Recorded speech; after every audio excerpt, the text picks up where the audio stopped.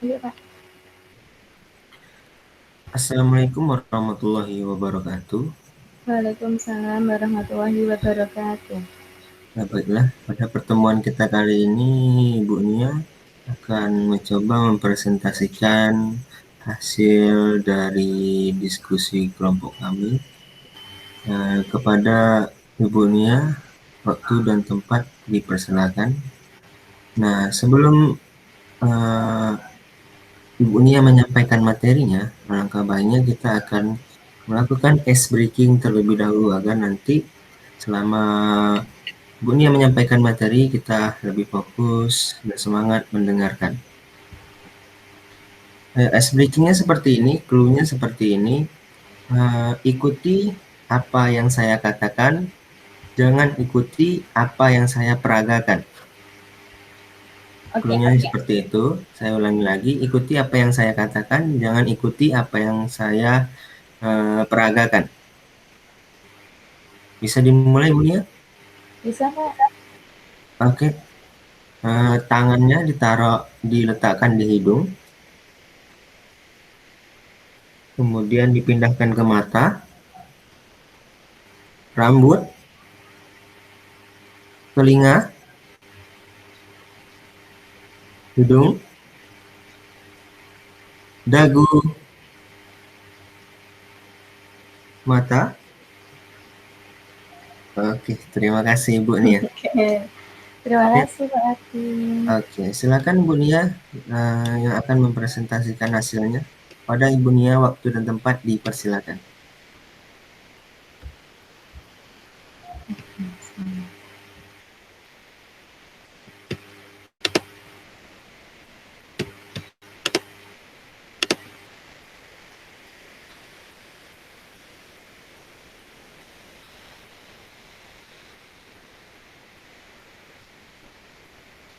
Sudah nampak, Pak, PPT saya? Udah Bu Nia, udah ready? Oke. Bismillahirrahmanirrahim. Assalamualaikum warahmatullahi wabarakatuh. Waalaikumsalam warahmatullahi wabarakatuh. Oke, untuk pada kesempatan kali ini, walaupun kita hanya berdua karena kebetulan Pak Astuti lagi ada keperluan, jadi tidak apa-apa. Nah, kali ini saya akan menyampaikan tentang filosofi pendidikan Ki Hajar Dewantara. Jadi, kita pasti semua tahu siapa itu Ki Hajar Dewantara. Ki Hajar Dewantara itu adalah bapak pendidikan kita, beliau yang memperjuangkan pendidikan kita. Beliau adalah orang yang pertama kali mendirikan taman siswa yang sampai sekarang masih ada. Nah, di tempat itulah beliau itu mengajari siapapun yang ada di sekitarnya tanpa memihak bangsa, mungkin orang yang berbeda maupun yang biasa saja, tapi semuanya bisa bersekolah di sekolah beliau. Nah, kemudian menurut Jasa Dewantara, pendidikan merdeka itu berdaya upaya dengan sengaja untuk memajukan hidup, tumbuhnya budi pekerti, rasa, pikiran, roh, dan badan anak dengan jalan pengajaran, teladan, dan pembiasaan. Jangan disertai perintah dan paksaan. Jadi, anak itu mungkin diawali dengan perintah dulu, harus bagaimana, tapi setelah itu kita ajari, kita dekati dengan rasa. Kalau kita ingin menasehati, dekati dengan rasanya dulu, tujuan kita menasehatinya itu apa. Kemudian kalau misalnya dia berbuat tidak baik itu nanti akibatnya bagaimana, harusnya itu harus berbuat yang bagaimana. Jadi kita dekati dulu mereka, buat mereka nyaman dengan kita, baru biasanya mereka itu akan bisa menerima nasihat dari kita, seperti itu. Dan ini inti dari filsafat Belajar Dewantara adalah perubahan yang dimana itu kebudayaan itu tidak boleh statis, artinya tetap harus berkembang, harus terus bergerak sesuai kodrat zamannya. Pendidikan itu juga harus terus berubah sesuai dengan perkembangan zaman, karena pendidikan di zaman kolonial dulu dengan sekarang juga berbeda, harus terus berkembang. Kalau dulu itu hanya diajari oleh baca, tulis, hitung yang sederhana, tapi untuk kali ini kita bebas untuk belajar apa saja, bukan hanya membaca, menulis, atau berhitung. Nah, kemudian kebudayaan itu jika saling berbeda-beda itu disatukan bukan berarti menyatukan jadi satu. Kemudian untuk mengubah itu bukan, tapi untuk kita menguatkan satu sama lain. Bukan harus mengikuti salah satu kebudayaan, tapi bersama untuk selalu menguatkan. Nah, kemudian yang kedua, pendidikan adalah tempat persemaian segala benih-benih kebudayaan yang hidup dalam masyarakat kebangsaan. Jadi, kebudayaan sama pendidikan itu satu kesatuan yang utuh yang tidak bisa dipisahkan. Nah, pendidikan itu juga sebagai fondasi pembentukan bangsa. Kemudian, dasar-dasar pendidikan. Yang pertama, arti dan maksud pendidikan. Pendidikan diartikan sebagai tuntunan dalam hidup tumbuhnya anak-anak. Maksud pendidikan yaitu menuntun segala pekerjaan ada pada anak-anak agar mereka dapat mencapai keselamatan dan kebahagiaan yang setinggi-tingginya, baik sebagai manusia maupun sebagai anggota masyarakat. Yang kedua, hanya tuntunan dalam hidup. Nah, pertama kali itu harus diingat bahwa pendidikan itu hanya suatu tuntunan di dalam hidup tumbuhnya anak-anak kita. Artinya, bahwa hidup tumbuhnya anak itu terletak di luar kecakapan atau kehendak kita sebagai kaum pendidik. Anak-anak itu sebagai makhluk manusia dan benda hidup, sehingga mereka hidup dan tumbuh menurut kodratnya sendiri. Nah, uraian tersebut itu akan lebih jelas. Misalnya, seorang petani itu mempunyai berbagai macam tanaman. Misalnya, ia menanam padi. Dalam menanam padi itu mungkin bisa terkena hama atau mungkin kekurangan air, jadi kekeringan. Nah, kemudian kalau kekurangan air, solusinya apa? Harus diberi air. Misalnya kurang subur, harus diberi pupuk. Misalnya ada ulatnya, hamanya harus dibasmi hamanya. Nah, kemudian petani itu hanya bisa mengobati masalah dari padinya itu, tidak bisa mengubah kodratnya menjadi jagung. Beliau itu petani hanya bisa merawatnya, merawat padi agar menjadi lebih baik, nanti hasilnya bisa dipanen. Tapi petani itu tidak bisa merubah kodratnya padi-padi yang ditanam menjadi jagung. Nah, sama juga dengan pendidikan. Walaupun kita itu hanya bisa menuntun mereka, menuntut anak-anak kita menjadi lebih baik, menjadi manusia yang berguna bagi nusa dan bangsa, tetapi hanya dengan tuntunan kita itu sangat bermanfaat bagi mereka, bukan hanya saat ini tapi juga saat dewasa nanti. Maka dari itu untuk pendidikan dasar sendiri kita sebagai guru SD itu sehendaknya menerapkan prinsip atau konsep dasar yang benar bagi anak. Jadi jangan sampai konsep yang diterapkan di sekolah dasar itu nanti misalnya konsep yang kurang tepat itu nanti bisa terbawa mereka sampai ke yang jenjang yang lebih tinggi. Jadi usahakan akhlak-akhlak dasar, kemudian kaidah agama secara dasar harusnya kita terapkan di kehidupan anak ketika dia masih di kelas sekolah dasar, karena di tingkat itu mereka masih bisa menyerap hal-hal baru yang insya Allah biasanya itu akan selalu mereka ingat hingga mereka dewasa nanti. Kemudian yang ketiga, perlukah tuntunan pendidikan itu? Nah, meskipun pendidikan itu hanya sebagai tuntunan saja di dalam hidup tumbuhnya anak-anak, tapi perlu juga pendidikan itu berhubungan dengan kodrat keadaan dan keadaannya setiap anak. Nah, Gadget Dewantara sendiri itu menentukan bahwa kodrat keadaan itu ada dua. Yang pertama ada nama kodrat alam, dan yang kedua itu ada yang namanya kodrat zaman.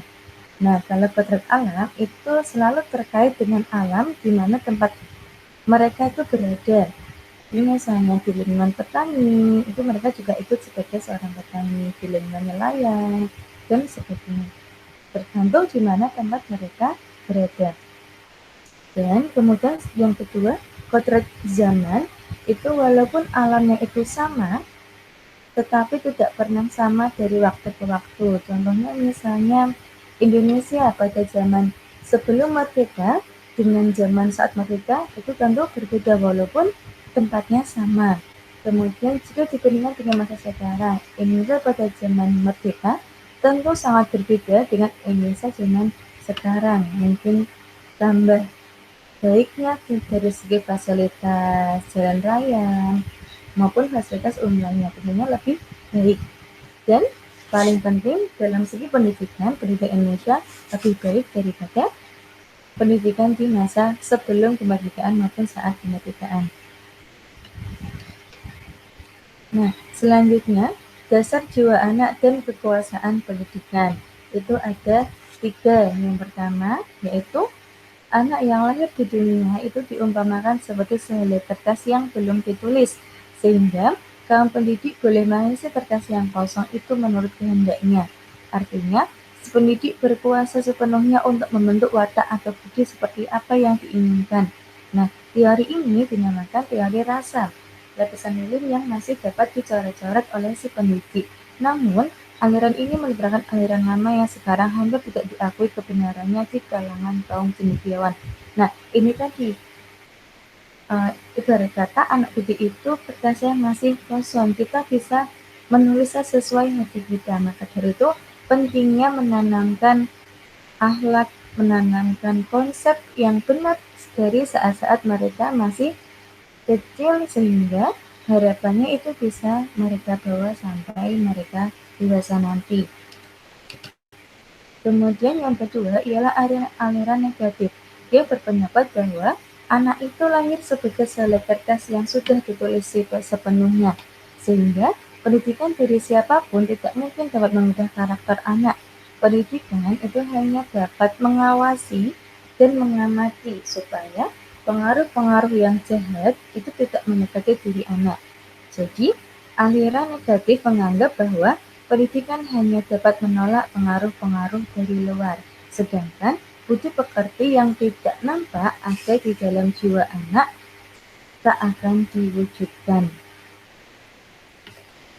Kemudian yang ketiga ialah aliran yang terkenal dengan nama konvergensi teori, atau teori ini mengajarkan bahwa anak yang dilahirkan itu diumpamakan sehelai kertas yang sudah tertulisi penuh, tetapi semua tulisan-tulisan itu suram.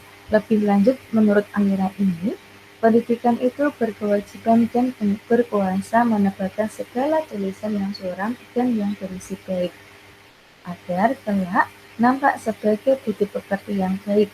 Segala tulisan yang mengandung arti jahat hendaknya dibiarkan agar jangan sampai menjadi tebal bahkan makin suram. Jadi kalau teori ini itu menganggap anak itu sudah ada tulisannya, sudah ada pembentuk karakternya, tapi karakter itu masih buram.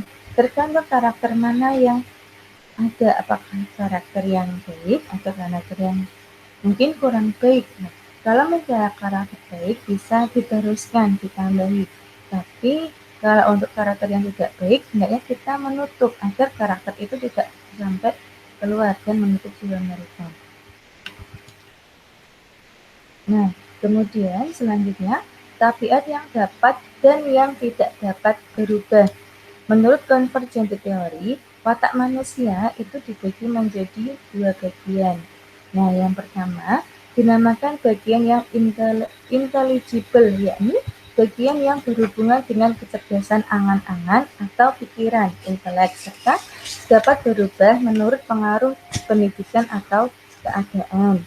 Dan yang kedua dinamakan bagian yang biologis, yakni bagian yang berhubungan dengan dasar hidup manusia. Tentunya dari kata bios yang artinya hidup, dan yang dikatakan tidak dapat berubah lagi selama hidup.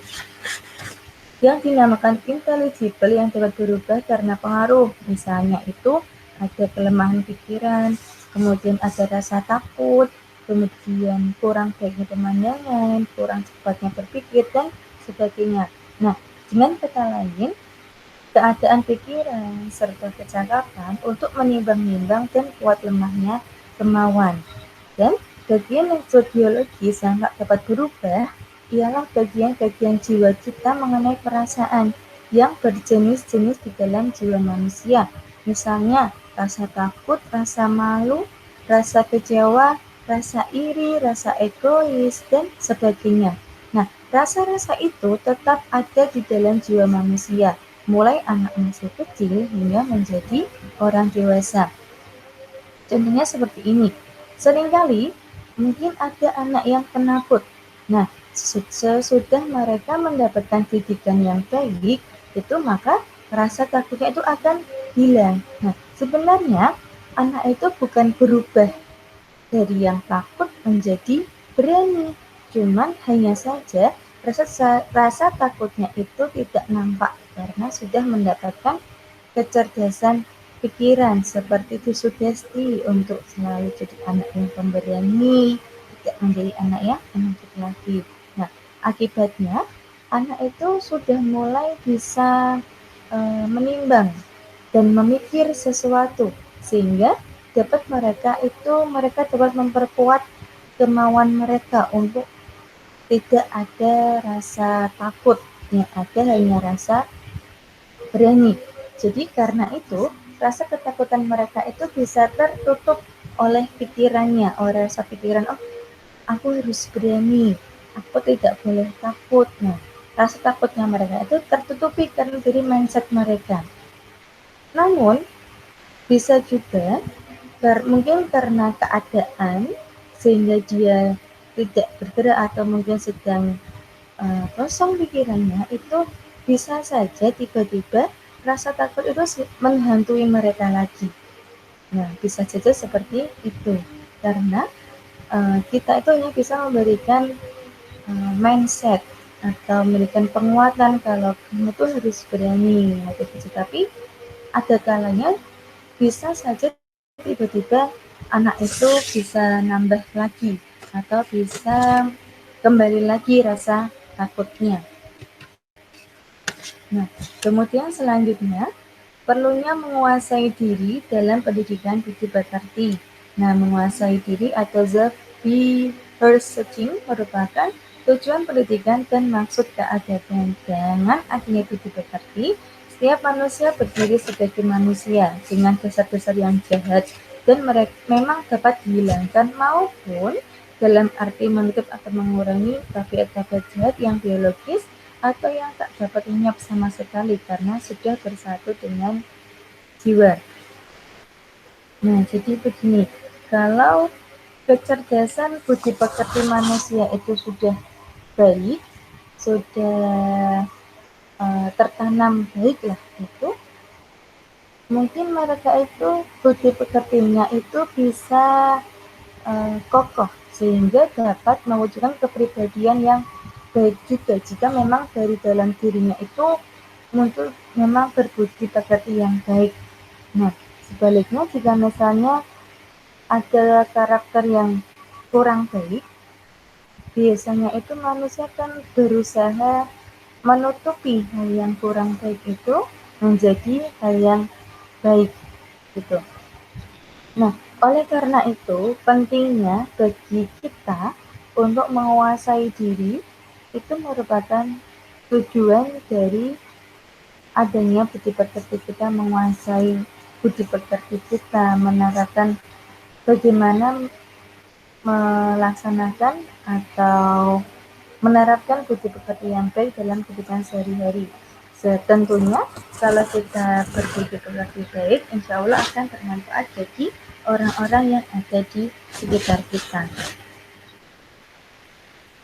Kemudian jenis-jenis budi pekerti. Yang pembagian budi pekerti itu menjadi beberapa jenis berdasarkan pada sifat angan-angan, perasaan, dan kemauan. Kemudian tiga sifat itu digabungkan menjadi satu sehingga mewujudkan suatu macam atau tipe budi pekerti yang pasti. Nah, kemudian selanjutnya, sebelum ini Dalam soal watak atau budi pekerti manusia, jangan dilupakan bahwa tiap manusia itu mendapat pengaruh dari yang menurunkan. Jadi, sama pula dengan menurunnya sifat-sifat jasmani dari tiap-tiap orang. Mungkin orang tua bisa menular sifatnya ke kita. Dan hanya sifatnya, bisa juga mungkin wajah mukanya sama, jenis rambutnya sama, kemudian warna kulitnya sama, atau mungkin tinggi pendeknya, tubuh mungkin juga sama. Kemudian selanjutnya, nah, ada naluri pendidikan. Pendidikan yang dilakukan oleh setiap orang terhadap anak-anaknya pada umumnya hanya berdasar pada cara kebiasaan dan seringkali dipengaruhi oleh perasaannya berganti-ganti dari si pendidik. Nah, dengan kata lain, tidak dengan keinsyafan dan tidak tetap. Jika terdapat keinsyafan, maka keinsyafan itu hanya berdasar atas perkiraan atau raga'annya belaka, yakni tidak berdasarkan pengetahuan. Andai kata ada dasar pengetahuan yang berasal dari pengalaman, sehingga hal ini kurang menjadi bagus di luar.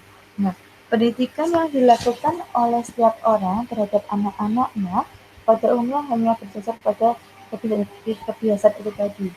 Nah, tapi sebisa mungkin kalau kita ingin mengajarkan sesuatu kepada anak, walaupun kita pribadi memiliki kebiasaan yang kurang baik misalnya, tentunya kita harus menerapkan sebisa mungkin menerapkan kebiasaan yang baik. Nah, sambil menerapkan kebiasaan yang baik pada anak, kita juga bisa sambil memperbaiki pelan-pelan kebiasaan kita yang kurang baik sehingga bisa menjadi contoh, bisa menjadi model untuk peserta didik kita atau mungkin anak kita sendiri. Nah, kemudian bisa ada ditarik kesimpulan yang pertama itu benar budi pekerti. Budi pekerti itu memang harus dijalankan secara baik, memang sudah harus berdasar kepada diri kita sendiri. Nah, kalau kita sudah mempunyai budi pekerti yang baik, dikembangkan saja, ditambahkan lagi, sehingga itu bisa dimanfaatkan atau bisa bermanfaat bagi diri kita sendiri maupun orang-orang yang ada di sekitar kita. Nah, kemudian yang kedua, pendidikan dan pendidik itu memandang anak dengan rasa hormat dan berorientasi kepada anak. Nah, Jasa Dewantara sendiri itu bilang, untuk siswa, siswa, dan siswa, apa yang kita lakukan sebagai guru itu semuanya berorientasi kepada siswa. Untuk siswa kita, bagaimana cara kita mendidik mereka dengan baik, kemudian bagaimana cara kita mengajari mereka dengan baik. Tentunya saya yakin semua guru itu pasti menginginkan yang terbaik untuk anak didiknya, yang terbaik untuk masa depan mereka. Jadi, memang kita sebagai guru mengedepankan apa yang kita lakukan itu selalu berorientasi kepada siswa. Kemudian, memahami bahwa anak itu mempunyai keunikan masing-masing. Setiap anak itu berbeda. Mungkin dalam satu kelas ada anak yang pendiam, mungkin ada anak yang banyak bicara, mungkin ada anak yang mungkin sukanya sangat aktif, tidak bisa belajar dengan dia, mungkin dia sukanya muter-muter kelas terus juga ada. Mereka tuh punya keunikan. Nah, itulah mungkin jadi PR kita, PR-nya kita untuk bagaimana menerapkan pembelajaran yang tepat untuk anak. Nah, kemudian dalam pendidikan itu harus menghargai perbedaan. Pendidikan itu harus memerdekakan. Jadi, apapun perbedaan yang dimiliki oleh anak, kita tetap harus menghargainya karena itu pun juga itu yang mereka bawa, keunikan mereka. Begitu, harus menjalankan pendidikan yang memerdekakan, memahami setiap karakteristik anak didik. Nah, di sini untuk mengenal karakter mereka perlunya diadakan yang pertama itu asesmen diagnostik. Nah, asesmen ini dilakukan di awal sebelum kita mulai pembelajaran. Nah, bisa dilakukan dengan cara non-kognitif ataupun yang kognitif. Kalau non-kognitif sendiri itu bisa kita tanya bagaimana keadaan orang tuanya, kemudian orang tuanya itu mereka bekerja sebagai apa, pulang berangkat ke sini jam berapa, pulang jam berapa, kemudian apakah masih bisa menemani belajar begitu. Jadi kita gali mereka dulu seperti apa, tanya mereka sukanya apa, mereka itu maunya itu belajar yang bagaimana. Jadi kita tanya dulu. Nah, setelah itu kita bisa menentukan oh anak ini itu seperti apa. Nah, selain non kognitif bisa juga kognitifnya untuk mengetahui awal dasar mereka itu sudah bisa apa, mereka itu pengetahuannya sudah sampai mana. Mungkin misalnya ketika kita ngajar sudah sampai di fase B, kelas 3 dan 4, nah mungkin saja bisa jadi anak itu baru bisa ada di fase A, mungkin hanya baru bisa di kelas 2, materi yang ada di kelas 1 maupun di kelas 2. Nah, itu PR bagi kita untuk bagaimana caranya kita mengajarkan sesuatu lagi, mengolah pembelajaran lagi yang ada di kelas 2. Seperti itu. Nah, bisa juga ya, anak itu mungkin ya kecerdasannya tinggi, bisa juga harus di fase B, tapi dia bisa sudah sedikit mengetahui apa yang ada di fase C. Nah, itu bisa juga. Nah, itu asesmen kita untuk bagaimana caranya memilah berbagai karakteristik peserta didik. Nah, kemudian, setelah sudah mulai pembelajaran, ada yang namanya asesmen formatif dan sumatif. Nah, asesmen formatif ini bisa kita lakukan bisa di awal pembelajaran, di tengah-tengah pelajaran, atau di akhir pembelajaran. Kalau di awal bisa untuk sebagai pertanyaan formatif, pertanyaan pancingan bagaimana mereka untuk mengolah pikiran pendapat mereka.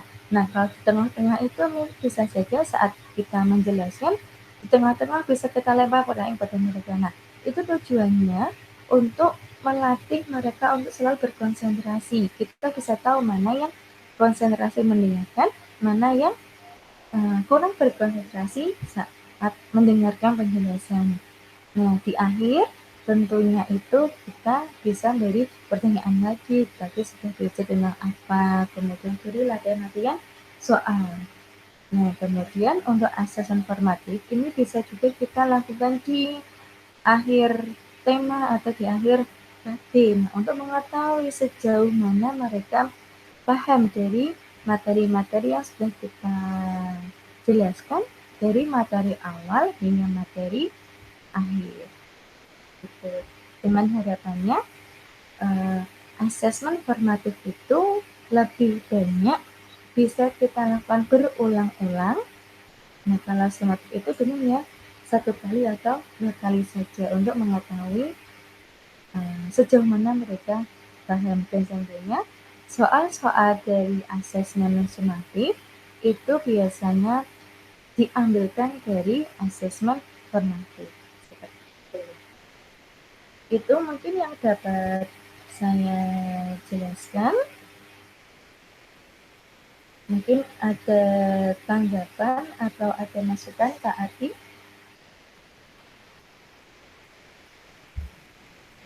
Kalau untuk tanggapan dan masukan mungkin tidak ada. Mungkin dari penjelasan Ibu Nia tadi sudah mencakup semuanya dan juga diberi penguatan. Nah, jadi untuk selanjutnya saya tidak memberikan pertanyaan. Sudah cukup dengan penjelasan dari Ibu Nia. Terima kasih Ibu Nia. Oke, itu sekian presentasi dari saya. Kurang lebihnya mohon maaf. Wassalamualaikum warahmatullahi wabarakatuh. Waalaikumsalam warahmatullahi wabarakatuh.